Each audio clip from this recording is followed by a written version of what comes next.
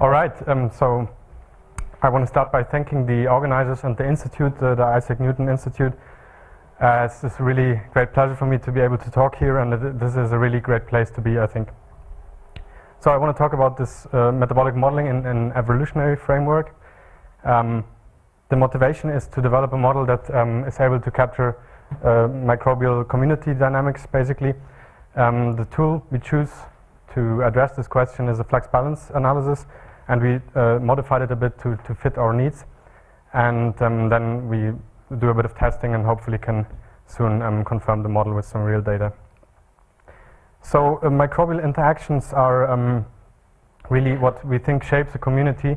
And if you think about interactions between two organisms, which are here depicted as a blue and a yellow circle, then there are really only 6 types of interactions that can happen between two members. And in classical ecology, these are known as commensalism, competition, predation. There can be no interaction, actually, cooperation and amensalism. And you might also want to display these in a more sensible form for microorganisms, and microorganisms often communicate via excretion and uptake of external metabolites. So for example, a competition can be seen as two organisms using the same substrate, and that of course creates a competitive outline. And a food chain is actually a commensalic type of relation where one organism produces a substrate that is then used by the next organism as a food source, basically. So we like to see communities more as emergent properties of self-organizing subsystems, namely the species involved, and that's our way of viewing at things, basically.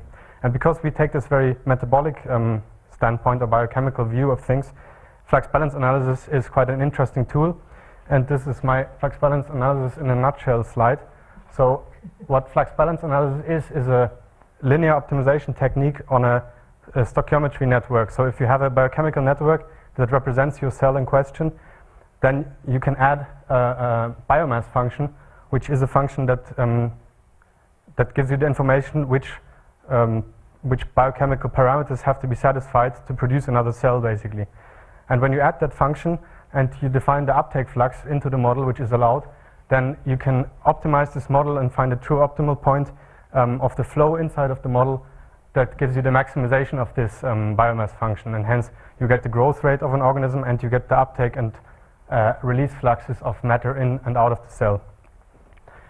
This, of course, is quite handy then when you want to run a simulation. So what you do is you can set up an external medium model, basically, here, and you put in your flux balance model that then sees the concentrations of salts in the medium or nutrients, computes a growth rate, does the flux balance analysis, and you get the uptake, release, and the biomass growth part, and you can update. And then if you run this over time steps, so you update in a loop, then you get continuous growth curves over time, like with any other model, and you also get consumption and production of nutrients.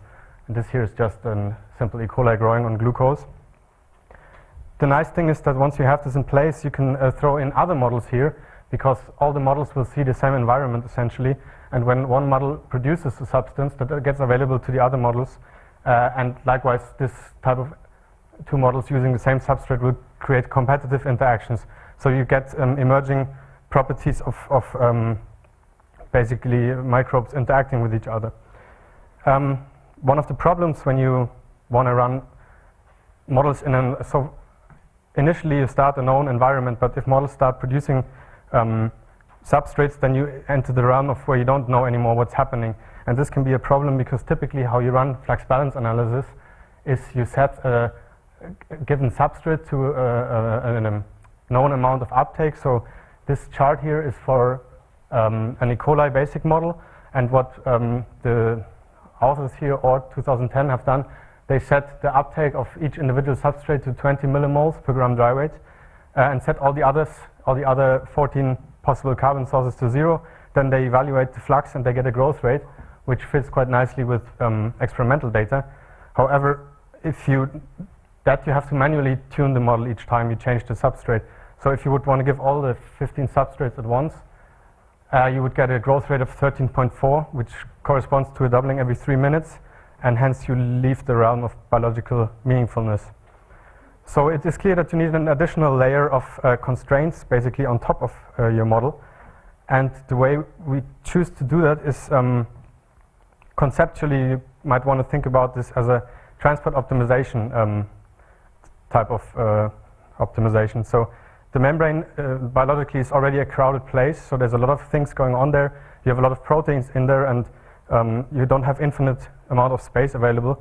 So it's easy to see that a cell cannot be 100% glucose optimized and at the same time be 100% optimized for the uptake of acetate or another substrate. So there must be trade-offs in place which prevent cells from doing everything at one given moment.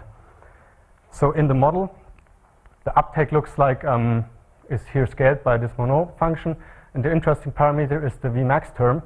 So for each of the carbon sources, we have a vector that holds all the Vmax values of all the different carbon sources. And what we add now on this vector is a constraint that the total flux, so the sum of all these Vmax values should never pass 40 millimoles per gram dry weight. That's speed limit of membrane transport if you want. And if we have this in place, so then we can maybe start a cell with an equal distributed transport capacity, and then we allow for mutations, so we let this model grow. And we set it in a context of a batch culture, consecutive batch culture, and we allow for mutations which happen at a given, randomly happen with a certain frequency distribution. And this mutation means we upregulate one or two transporters or downregulate them at the random value, and we scale then accordingly all the other transporters so that the speed limit is not violated. So the models cannot run off into infinite uptake or something. They always have to have this global uptake of 40 millimoles. So to summarize this modeling, we tweaked the dynamic FBA because it is a model that can hold multiple different biochemical species of models, basically. It allows for interactions which are emergent of the individual models and not written in as a parameter.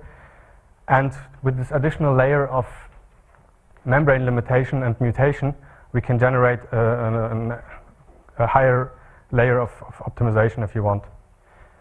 Now if you write a model with evolution in it, then of course the first thing you do is you run the Richard Lenski experiment on long-term evolution. That is the best data set available on any bacterial evolution experiment, and it is also a nice test case for us because it's it is started from a single clone, so we use this as a test environment. We set our model to the parameters of the experiment, which is basically 10 milliliter batch reactor volume.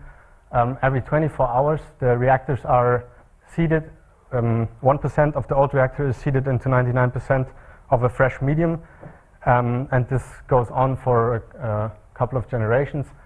Then we use an E.coli core model here as the basic model.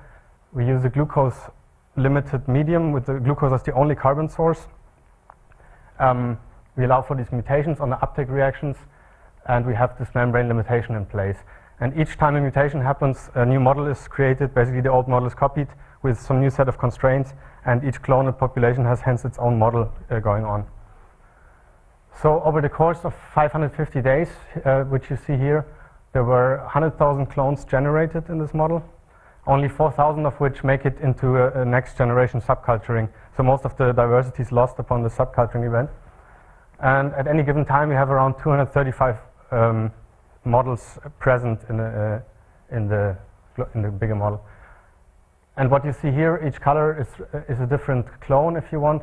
So, and here are the days of subculturing. So these are the days of the experiment. So what you see are not growth rates, but rather abundance data. So if something goes up here, it will take over in the population, and it's like a clonal sweep event that clones take over and replace other clones. And you have a high layer of noise down here where stochastic dominates the regime, and then you have the more abundant clones look more like they were governed by hardwired principles. If you want to look more in detail at the important players here, we introduce a cutoff at 10 to the 5 cells. So then we can establish a tree of relatedness where these clones come from and how they relate to each other. So you see the time again here on the x-axis, and the thickness of this lines here represents the cell number, and the parents are linked to their offspring, basically. And what you see after 550 generations is this 4 clones that are stable over time. Actually, we run over 1,000 now, and the picture doesn't change much. So these 4 are stable, and 3 of them are highly similar metabolically speaking. So they are upregulated in glucose and oxygen uptake. And this other clone here is a bit different. It has a upregulated acetate uptake rate. So how this plays out on the medium side, so if you look at the solutes in the medium, the glucose seated here, so the lighter colors depict, sorry, I should say this is we're now looking at one single day of the experiment, so 24 hours batch culture if you want, and the nutrient depletion over the 24 hours. And we have the first day of the experiment and day 500, so the lighter colors are the first day and the darker colors are the 500th day. And you see that the glucose is consumed more rapidly after 500 days, so obviously cells have optimized for glucose uptake, and the acetate production has gone up, so we have a broader and higher acetate peak at day 500. And there's actually formate being produced, which is not removed. So what we find, these 4 stable clones in the model are actually condensed into 2 different biochemical types, and one is a fast-growing one which has evolved a high uptake of glucose and oxygen and overproduces acetate, and it is growing rapidly in the initial phase when glucose is abundant, but on glucose depletion this clone actually stops growing. And we have a second type which has also oxygen and glucose uptake, so in the initial glucose phase it has the same basic biochemical layout as the first clone, only the growth rates are lower. But it can continue to grow in the acetate phase, so once glucose is depleted, this clone switches from glucose uptake to acetate uptake and continues more than double the time of the first clone. So these are stable over time together. So to conclude, we showed in the model that, or we evolved in the model 2 coexisting clones out of one ancestral model. The mechanism by which they coexist is a cross-feeding of acetate overproduction, essentially. And the benefit of this kind of model over a pure ODE model is that you get a detailed view into the metabolism of these clones, which allows you maybe to make further predictions. We hope, so what gives us confidence is that the group of Dominic Schneider in France, they have analyzed some of the data from the Richard Lenski experiment, and they have found very similar results in the biology, so we now hope that we can combine our efforts and maybe get some new insight from that. And finally, I want to thank Orkun Soyer, who's my supervisor on this, and Dominic Schneider and all members of the OSS lab for great discussions and always being helpful, and you for listening.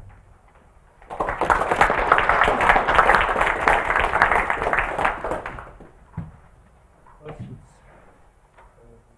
Martin? So you showed that there's 4 types that coexist in the end, and there's 3 of them do more or less the same thing. Are those 3 things stable in the sense that if you perturb their frequencies, they would return? So actually, 2 of them are totally identical, which is these 2, because they arise from the same ancestor by downregulating this last bit of acetate. So basically, by this scaling, they all go to exactly the same value.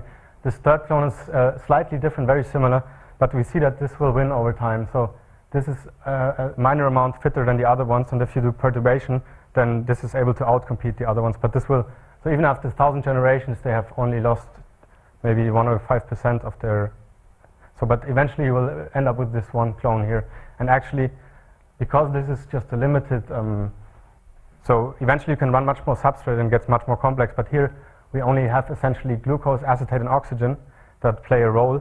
So we can do, we can sweep over the parameters and find the optimal point. And this actually has found the absolute optimal point, so he's not going to be removed by anyone in this layout of model. You know that the other 2 types are the acetate consuming type is stably coexisting. So if you deviate the frequencies, it will revert back to an intermediate frequency. Yes, this is also stable coexisting, this clone.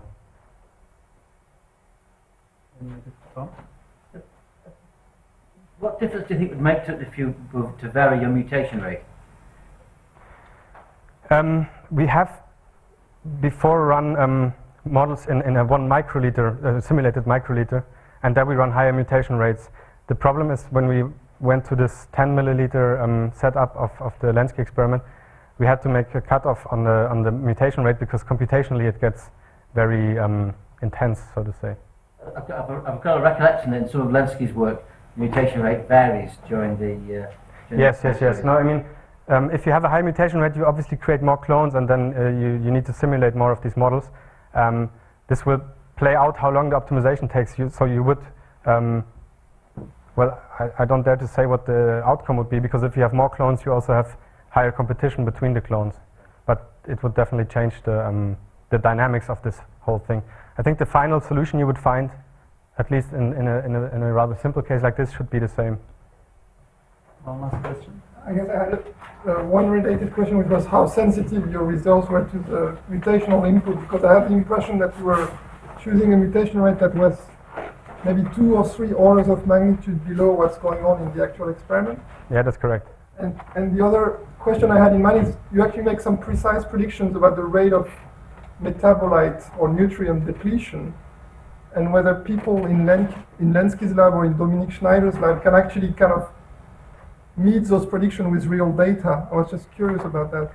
That's we're also very curious about that, and we're in contact with Dominique Schneider, and hopefully we'll know more about this in a couple of weeks. Right. Okay, let's thank our speaker again.